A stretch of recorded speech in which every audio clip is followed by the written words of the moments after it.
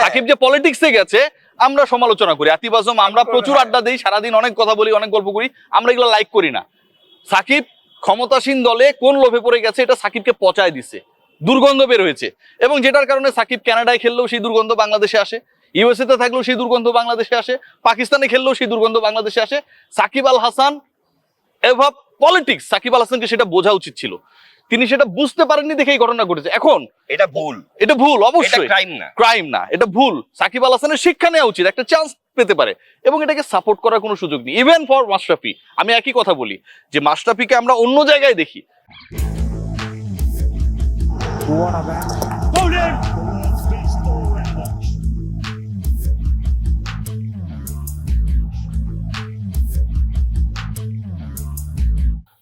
Hello guys, welcome করছি রিয়াসাদ আজিম, আজিম and আজম শোতে contemporary cricket issues নিয়ে আমরা কথাবার্তা বলি এবং সেই আলোচনাটা আপনারা শোনেন। আপনারা অনেক আলোচনা হবে রিয়াসাদ ভাই, আগে আমি আজকে প্রথম একটা প্রশ্ন করি আপনাকে। একদমই, আতিফ আজম প্রশ্ন করতে চায়, এখানটায় যদি আমি তাকে ফ্লোর না দিই তাহলে আপনারা জানেন যে কোন এক সংসদে মনে হয় চেয়ার মেরে কোন একজন স্পিকারের খবর হয়ে গেছিল, আমি সেটা হইতে চাই না। আতিফ আজমের শক্তি অনেক, চেয়ার মারলে আমার মাথা থাকবে না, প্লিজ।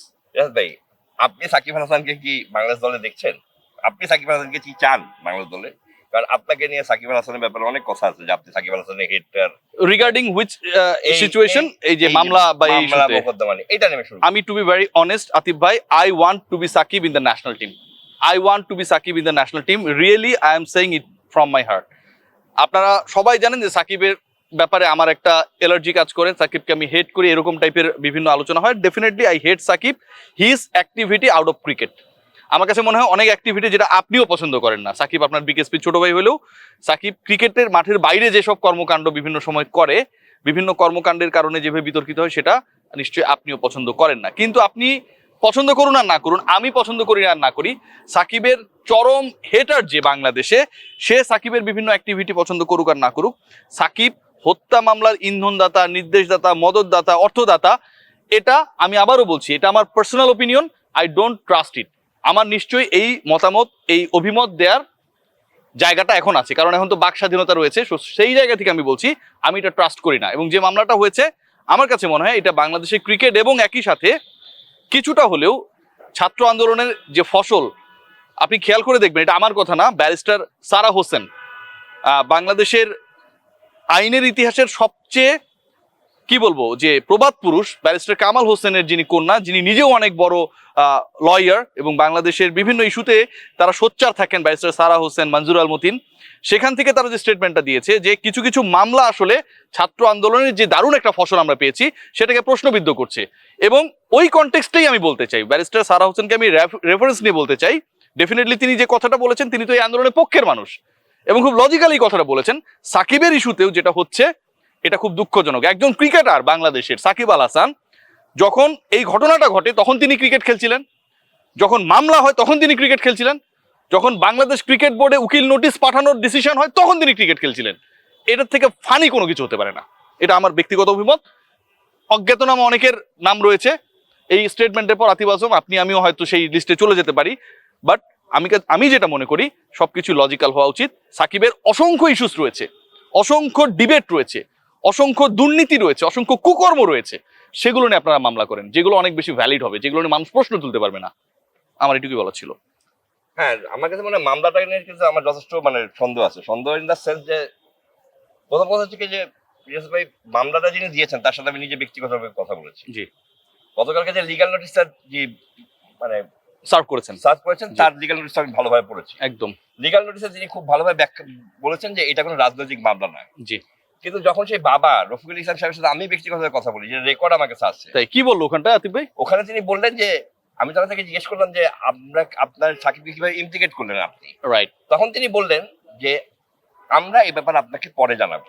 আমরা মানে প্লুরাল, এইটাই আমার প্রশ্ন জায়গা, যে প্লুরাল যদি হয় তার মানে এটা রাজনৈতিক মামলা। ওকে, আপনার সন্তানের মারা গেছে, মানে আল্লাহ না করুক, মানে আপনার সন্তানের কিছু হয়েছে, আপনি যখন কেস দিবেন তখন আমি যদি আপনাকে ফোন দিই আপনি কিন্তু বলবেন আমি এই কারণে দিছি বা আমি জানাচ্ছি আপনাকে, অথবা আমার ফ্যামিলি, আমরা না, না, আমরা যখন হবে তখনই কিন্তু এটাকে রাজনৈতিক একটা আপনি সেটাকে মেলাতে পারেন খুব লজিক্যালি। হ্যাঁ, দ্বিতীয় কথা হচ্ছে কি আমার কাছে মনে হয় ফারুক ভাইয়ের জীবনের মানে আসার পরে জি সবচেয়ে বড় অ্যাসিড টেস্ট আগামীকাল জি, ডিসিশনটা মেক করতে হবে। ডিসিশনটা মেক করতে হবে। আমি আশা করি যে সাকিব আল হাসান থাকবেন এবং বিভিন্ন সূত্র মানে আপনি কি আমার সাথে কোনো ধরনের দ্বিমত নেই এই এই ব্যাপারে? ব্যাপারে কোনো দ্বিমত নেই, থাকবেন এবং মানে এটাই হওয়া উচিত আতিফ আজম, বিভিন্ন- এটাই হওয়া উচিত। এখন প্রশ্ন হচ্ছে কি ফারুক ভাই কিভাবে এটাকে নিবেন। জি, ফারুক আহমেদকে আমরা জানি যে তিনি খুব বিচক্ষণ একজন নেতা, দূরদর্শী। দূরদর্শী। জি, তার কিন্তু এখন মানে ডাবলের জায়গায় পড়ে গেছেন, শাকের করাদার কি। শাখের কলেজে। জি প্রথম হচ্ছে কি রিয়াজ ভাই, যখন সাকিব আল হাসানকে আপনি যদি বাংলাদেশ ক্রিকেট বোর্ড সাকিব আল হাসানের বিরুদ্ধে কোনো কিছু নেয়, জি, তাহলে আমার প্রথম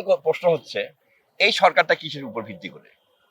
এই সরকার ভিত্তি হচ্ছে বৈষম্যমূলক, বৈষম্য বিরোধী। বৈষম্য বিরোধী আন্দোলনের ফসল এই সরকার। সকল ক্ষেত্রে বৈষম্য থাকবে না, সকল ক্ষেত্রে বৈষম্য সমতা থাকবে না। থাকবে। তাহলে বিসিবি যখন রুবেল হোসেনকে জামিনে বের করে ওয়ার্ল্ড কাপ খেলাতে পারে, তখন জি। বিসিবি যে পাশে দাঁড়াতে পারে, জি তখন একজন মানুষ যার বিরুদ্ধে যার সাথে একটা এফআইআর হয়েছে, জি। নট ইভেন চার্জশিটেড, জি যার বিরুদ্ধে কোনো ওয়ারেন্ট ইস্যু হয় নাই, জি, তার বিরুদ্ধে কেন দাঁড়াবে না? এটা কি বৈষম্য নয়? অফকোর্স অফকোর্স, একই ক্রিকেট বোর্ড, ডাবল স্ট্যান্ডার্ড।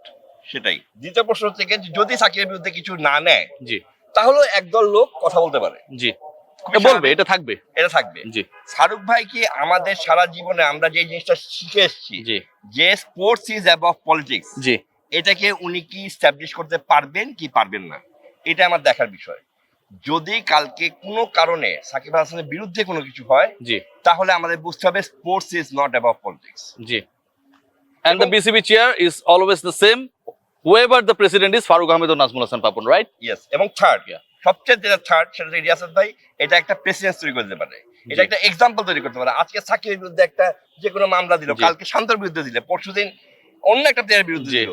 এই ধরনের জিনিসকে কোনোভাবেই এবং আতিফ ভাই, আপনি খুবই রাইটলি সেড, যেই প্লেয়াররা সাকিবের নির্বাচনী প্রচারে গিয়েছিল, আমরা এটা সমালোচনা করি ভাই। হ্যাঁ। সাকিব যে পলিটিক্সে গেছে, আমরা সমালোচনা করি। আতিফ আজম, আমরা প্রচুর আড্ডা দিই, সারাদিন অনেক কথা বলি, অনেক গল্প করি, আমরা এগুলো লাইক করি না। সাকিব ক্ষমতাসীন দলে কোন লোভে পড়ে গেছে, এটা সাকিবকে পচায় দিছে, দুর্গন্ধ বের হয়েছে। এবং যেটার কারণে সাকিব কানাডায় খেললেও সেই দুর্গন্ধ বাংলাদেশে আসে, ইউএসএ তে থাকলেও সেই দুর্গন্ধ বাংলাদেশে আসে, পাকিস্তানে খেললেও সেই দুর্গন্ধ বাংলাদেশে আসে। সাকিব আল হাসান এভাব পলিটিক্স, সাকিব আল হাসানকে সেটা বোঝা উচিত ছিল, তিনি সেটা বুঝতে পারেননি দেখে এই ঘটনা ঘটেছে। এখন এটা ভুল, এটা ভুল, এটা অবশ্যই ক্রাইম না। ক্রাইম না, এটা ভুল। সাকিব আল হাসানের শিক্ষা নেওয়া উচিত, একটা চান্স পেতে পারে, এবং এটাকে সাপোর্ট করার কোনো সুযোগ নেই। ইভেন ফর মাশরাফি, আমি একই কথা বলি যে মাশরাফিকে আমরা অন্য জায়গায় দেখি। মাবরুর রশিদ বান্না কিছুদিন আগে একটা আপনারা খুব ভালোভাবে জানেন যে নন্দিত আমাদের নাট্য নির্মাতা মাবরুর রশিদ বান্না, তিনি ওই এক কথায় উত্তর দিচ্ছিলেন কোন একটা টেলিভিশনের প্রোগ্রামে।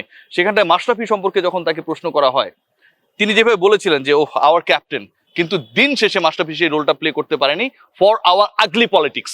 সত্যি কথা। সো এই যে আমাদের আইডল গুলো যে নষ্ট হয়ে গেছে পলিটিক্সের জন্য, আমাদের আইডলরা যে পলিটিক্যাল লোভে পড়ে, বলতেই হবে, আপনার তো অন্য কোনো উদ্দেশ্য থাকতে পারে না, এভাবে সারা বাংলাদেশের মানুষের কাছে ভিলেনে পরিণত হয়েছে, এটা একটা শিক্ষা হতে পারে।